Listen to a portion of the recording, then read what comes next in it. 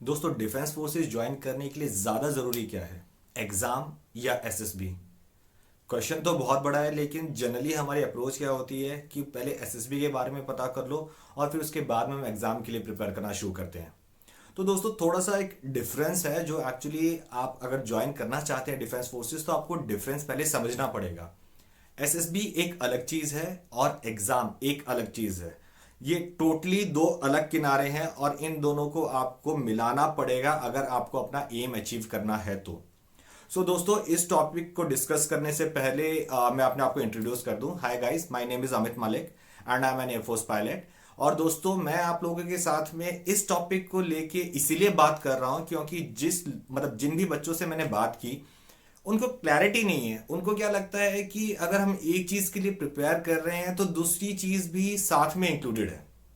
तो दोस्तों ऐसा नहीं है, ठीक है। आपकी अप्रोच क्या होनी चाहिए, सबसे मेन चीज़ वो है अप्रोच। ठीक है, हमें हमने सोच लिया कि ठीक है मेरी अप्रोच क्या होनी चाहिए, मैंने आप मान लीजिए मैंने आपको वो भी बता दिया। लेकिन उसके पहले एक और चीज़ आती है, वो क्या है? वो है आपका एम।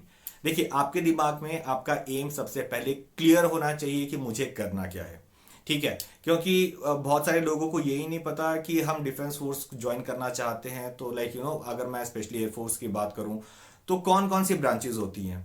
तो जनरली लोग क्या देखते हैं ना कि अच्छा ठीक है, एयरफोर्स रिलेटेड टू फ्लाइंग, हाँ तो ठीक है, I want to be a pilot. लेकिन उसके सिवा जो बाकी एंट्रीज होती हैं लोग उसके बारे में जनरली ध्यान नहीं देते हैं। तो गाइज इसमें टेक्निकल एंड नॉन टेक्निकल दो चीज होती हैं एंड सबसे पहली चीज as it is it's flying. तो हमने उसको तीन पार्ट्स में डिवाइड किया है। सबसे पहले हम फ्लाइंग की बात करते हैं, उसके बाद में टेक्निकल की बात करते हैं एंड उसके बाद में हम ग्राउंड ड्यूटी नॉन टेक्निकल की बात करते हैं। Technical and non technical ground duty के ही दो पार्ट हैं। तो basically it's flying and ground duty technical and non technical. तो टेक्निकल में वो बंदे आते हैं जो जनरली ईकेटी या फिर भैया टेक्निकल एंट्री के थ्रू आते हैं। तो आपने एफकैट में भी देखा होगा, उसमें डिफरेंट डिफरेंट एंट्रीज होती हैं जिसमें स्पेसिफाई किया रहता है कि ये एडमिनिस्ट्रेशन के लिए है, ये अकाउंट्स के लिए है, ये लॉजिस्टिक्स के लिए है और ये पर्टिकुलर वैकेंसी जो है ये सिर्फ टेक्निकल एंट्री के लिए है। हम ईकेटी भी बोलते हैं जनरली उसे, तो इंजीनियरिंग नॉलेज टेस्ट। तो दोस्तों ये एक बेसिकली डिफ्रेंशिएशन हो गया जो एक एट द प्लेटफॉर्म कि आप किस में जाना चाहते हैं। तो उसके लिए जब आपने अपना एम बनाया होगा तो सबसे पहले आपके दिमाग में एम क्लियर होना चाहिए कि मुझे जाना किस चीज में है। तो अगर आपने डिसाइड कर लिया कि okay I want to go for flying या फिर I want to go for technical branches या फिर I want to go for further so and so so and so so and so, अब उसके लिए आपको अपने आप को प्रिपेयर करना पड़ेगा कि भैया मेरे को इसके लिए जाना है तो उसके लिए प्रोसीजर क्या है। बिकॉज आप किसी भी चीज के लिए अप्लाई करते हैं, आप पढ़ाई करते हैं, लेकिन आपको पता तो होना चाहिए कि इसके लिए सबसे पहले अप्लाई कैसे करना है। अप्लाई करने के लिए आपको यह पता होना चाहिए कि अगर मैं अप्लाई कर रहा हूं तो उसमें सिलेबस क्या आएगा।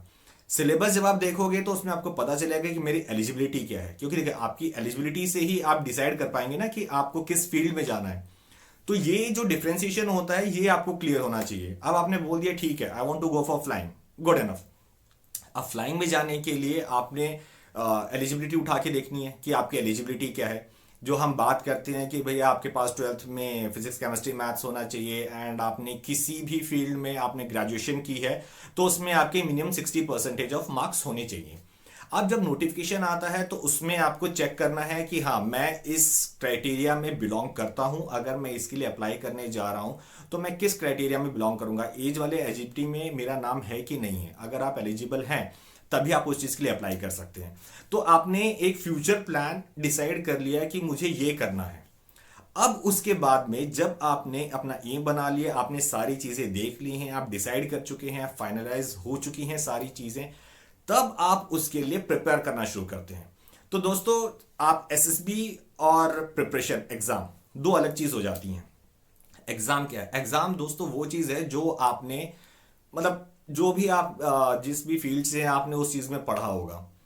सिलेबस आपके पास में है ही है। देखिए सिलेबस बहुत ज्यादा एंड बहुत टफ नहीं आता। सिलेबस वो आता है जो आपने पढ़ा होगा। 10th 11th 12th उठा के देख लीजिए, बेसिकली सिलेबस उसी में से होता है, ठीक है। तो हम जो कोचिंग लेते हैं जनरली हम 10th 11th 12th के लिए हम फर्दर आईआईटी एनआईटी बहुत सारी चीज़ों के लिए प्रिपेयर कर रहे होते हैं, तो उसके लिए हम कोचिंग लेते हैं। तो पर्सनली मानिए that coaching is good enough to crack any exam, ठीक है। अगर आप कॉन्सेप्ट्स वाइज क्लियर हैं तो that coaching is good enough to clear any exam. Exam clear करने के बाद में आता है आपका एसएसबी। अब लोग क्या सोचते हैं कि अगर मैंने सीडीएस के लिए कोचिंग ले ली तो मतलब मेरा एसएसबी भी निकल जाएगा। गाइस, ये बहुत ही बड़ा मिसकंसेप्शन है, ऐसा नहीं होता है।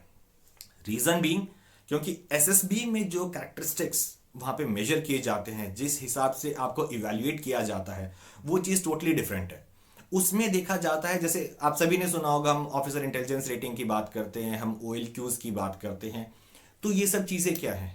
ये सब वो चीजें हैं जो हम किसी के अंदर एक उसकी ना एक रॉ कैपेबिलिटी होती है, हम उसके बेस पे उस बंदे को जज करते हैं। देखिए, पढ़ाने के बाद में, सिखाने के बाद में कोई भी बंदा सीख सकता है, कोई भी कुछ भी काम कर सकता है। लेकिन एक एसएसबी क्या चीज होती है? एसएसबी ये देखती है कि आपके अंदर में नेचुरली क्या चीज है, किस दिमाग से आप किस काम को लेते हैं, किस हिसाब से आप उससे सॉल्व करने की कोशिश करते हैं। रीजन बीइंग कि देखिए, पढ़ाई लिखाई तो एक अलग चीज हो जाती है, क्योंकि उसके लिए आप मतलब सिर्फ क्या होता है ना, आपने बहुत लोगों को देखा होगा कि मेरे को सिर्फ पढ़ना है पढ़ना है पढ़ना है, तो उनका दिमाग सिर्फ पढ़ाई में रहता है। लेकिन एसएसबी उस चीज से डिफरेंट होती है, क्योंकि वो आपकी ओवरऑल पर्सनैलिटी को जो होता है उसको इवेल्युएट करती है ना। ओवरऑल पर्सनैलिटी को इवेल्युएट जब करते हैं तो उसमें बहुत सारे फैक्टर्स आते हैं। Study is a part which is already covered.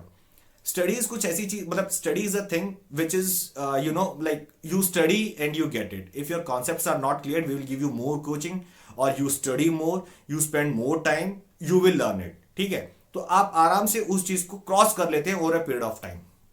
कई बार क्या होता है कि हमारी कोचिंग प्रॉपर नहीं होती, जिसकी वजह से हम अपना एग्जाम क्लियर नहीं कर पाते। तो उसमें लोगों की क्या एक मिसकंसेप्शन आ जाता है कि यार एग्जाम क्लियर नहीं हुआ, एसएसबी क्लियर होगा कि नहीं होगा। ठीक है, तो दोस्तों देखिए, ये दो अलग चीज हैं। एग्जाम क्लियर नहीं किया तो आप मतलब एज इट इज आप एसएसबी के लिए जा नहीं सकते हैं। लेकिन आपने एग्जाम क्लियर किए, आपके नंबर कम आए हैं, तो इसका मतलब ये नहीं है कि जिस बंदे ने ज्यादा नंबर से एसएसबी क्लियर किया है, उस बंदे मतलब सॉरी जिस बंदे ने ज्यादा नंबर से अपने एग्जाम क्लियर किया है वो एसएसबी भी क्लियर कर लेगा। ऐसा नहीं है दोस्तों। बहुत सारे लोग आप ऐसे देखेंगे कि जिसके अंदर जो पैशन होता है ना, एक बंदे के अंदर में जो ओरिजिनलिटी होती है वो वहां पे डिपिक्ट होती है। जो उसकी ओरिजिनलिटी जो डिपिक्ट होती है ना, उस बंदे की पर्सनालिटी जो होती है, उस बंदे की थॉट प्रोसेस जो होती है, उसके एक आप एक मैनर्स की बात कर लीजिए, जो उसने सीखा है, अपने आप को अप्लाई किया है, एंड ये वो चीज है जो कोई आपको पढ़ाता नहीं है। These are generally the natural instincts in a person. तो जैसे मान लीजिए आप स्पोर्ट्स में खेलते हैं, आप स्पोर्ट्स में अपने आप को कैसे अप्लाई करते हैं? आप स्ट्रेटेजीज कुछ बनाते होंगे। कई बंदे क्या स्पोर्ट्स खेलते हैं, हर कोई खेलता है, लेकिन क्या होता है कि जैसे बोल दिया भाई एक काम कर, तो वहां जाके फील्डिंग कर ले, वो बंदा वहां जाके खड़ा हो जाएगा, वो जनरली आर्ग्यू नहीं करेगा किसी चीज के ऊपर में। कुछ बंदे होंगे वो उस चीज के ऊपर में आर्ग्यू करेंगे, यार नहीं हमें ऐसा करते हैं, हम इसको इस हिसाब से लगाते हैं तो हम इसको बेटर अचीव कर पाएंगे। तो देखिए, यही चीज आपकी वहां पे देखी जाती है। आपकी जो एप्लीकेशन होती है ना, बेसिकली फॉर एनीथिंग, जो भी आप एक काम कर रहे हैं, आप उसको किस हिसाब से अपने दिमाग को अप्लाई करते हैं to solve it. Minimum effort, maximum output, common सी चीज है। हम पढ़ाई के लिए भी ये चीज अप्लाई करते हैं, लेकिन हम ये सिर्फ ना जनरली पढ़ाई में रह जाते हैं। हम जब बाकी चीजों की बात आती है ना, once we come to overall personality development and all, तो उसमें क्या होता है कि हम इस चीज में लैक करने लगते हैं। हम पढ़ाई में ये चीज अप्लाई कर देंगे, लेकिन हम उस चीज में ये चीज अप्लाई नहीं कर पाते। Result is what? You are not able to clear your SSB. तो बिकॉज मैं आपसे इसलिए इस टॉपिक के बारे में इसलिए बात कर रहा हूं, क्योंकि जब मेरे से किसी ने इस चीज के बारे में पूछा कि सर आप बताइए कि उसमें ऐसा क्या डिफरेंस होता है, तो मेरा था कि यार जो मैंने पर्सनली एक चीज मैंने देखी है या मैंने रियलाइज किया over a period of time, plus the interactions which I had with psychologist and other people, SSB officers जो भी वहां पे अपॉइंटेड होते हैं, तो मैं मतलब generally just to find out myself over there, तो मैंने पूछा कि सर क्या चीज देखी जाती है। मैंने कहा कि सर मैंने अप्लाई तो कर दिया था उस टाइम में अपने आप को, लेकिन मैंने ना कभी सोचा नहीं था कि मतलब कौन कौन से एस्पेक्ट्स जो होंगे ना वहां पे किसी ने उसके बारे में सोचा होगा। So then after talking to them I realised कि यार ये बहुत सारी चीजें होती हैं जिस बारे में सोचते नहीं है, but at that instant and once you're in a group, कई बार क्या होता है हम एक ग्रुप को देख के भी इनिशिएटिव लेते हैं, बिकॉज जब आप वहां पे होते हैं आपको लगता है कि कंपटीशन है यहाँ पे, कंपटीशन इज टफ, काफी लोग आए हैं यहाँ पे, एंड इनिशियली जब आप देखते हैं कि स्क्रीनिंग प्रोसेस 1 के बाद में ही अगर आपके पास में 100-150 बच्चे आए हैं वहाँ पे अप्लाई कर रहे हैं एंड आप देखते हैं स्क्रीन के बाद में यार हार्डली 50-60 बच्चे बचे हैं, तो यू सी कि भैया almost 60% of people are out. तो उसके बाद में ना एक थोड़ा सा डर बैठ जाता है कि यार ये तो निकल गए, इसमें तो हो गया, इसके आगे अब होगा कि नहीं होगा। क्योंकि देखिए हम सभी पता करके जाते हैं कि कितने बच्चे सिलेक्ट होते हैं, 4-5-6 इतने मैक्सिमम जनरली, मतलब I am talking about in general कि 4-5-6 बच्चे सिलेक्ट हो गए। अब उसमें आ जाता है उसके बाद में यार मेरा मेडिकल भी होगा, मैं मेडिकल में कर पाऊंगा नहीं कर पाऊंगा, उसके बाद ऑल इंडिया मेरिट लिस्ट बनेगी, उसमें मेरा नाम आएगा कि नहीं आएगा।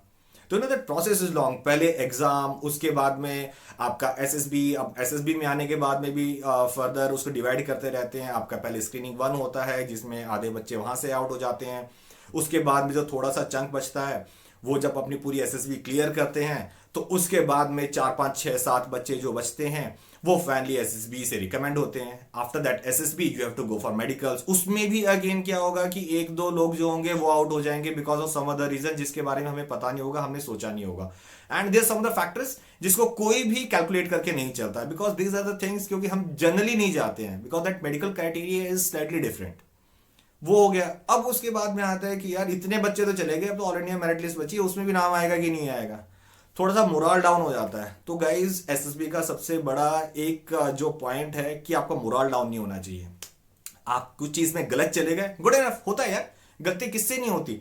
लेकिन आपने देखिए जीटीओज मतलब टास्क होते हैं, तो उसमें आपने देखा होगा कि 1-2-3 टास्क होते हैं उसके बाद में, तो आपको मल्टीपल नंबर ऑफ अपॉर्चुनिटीज दी जाती हैं अपने आप को प्रूव करने के लिए। बिकॉज समटाइम इट हैपेंस कि सिचुएशन ऐसी रही होगी या कुछ ऐसा चीज हुई होगी कि आप उस टाइम में अपने आप को प्रूव नहीं कर पाए, but you have multiple number of opportunities to prove yourself. आप जाइए, टाइम लीजिए, इस वाले में टास्क में आप ढंग से नहीं कर पाए, कोई इशू नहीं है, नेक्स्ट टास्क में अपने आप को प्रूव कीजिए, बाकी लोगों के हिसाब में अपना वर्थ दिखाइए कि लोग आपको आपके पीछे जाए कि नहीं यार ये बंदा है, मुझे ये चाहिए। क्योंकि सी आप एक ग्रुप टास्क में हो गए, आप इंडिविजुअल टास्क में हो गए, जो बंदे आपने बुलाए हैं आप उनकी हेल्प ले सकते हैं। No, somebody can give advice also, many people don't do that, they don't ask but it is there, if he's a team member you can definitely ask him and सलाह लेने में कोई गलत बात नहीं है।